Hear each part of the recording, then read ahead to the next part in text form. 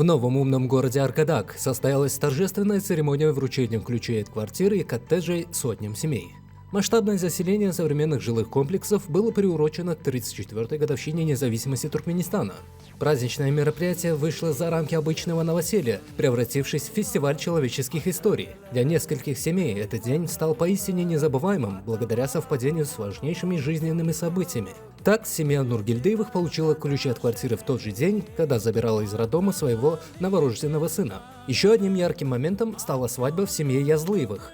По старинной туркменской традиции, свадебный кортеж с участием всадников на халтикинских скакунах проследовал по улицам нового города в дворец счастья, а оттуда прямиком в новый коттедж, ключи от которого молодоженам вручили в день бракосочетания.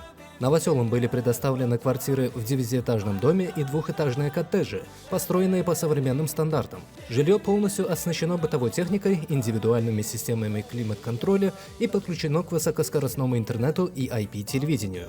Церемония вручения ключей прошла в праздничной атмосфере с участием официальных лиц, почетных старейшин со всех регионов страны и сотен жителей. Мероприятие сопровождалось выступлениями артистов и национальными обрядами.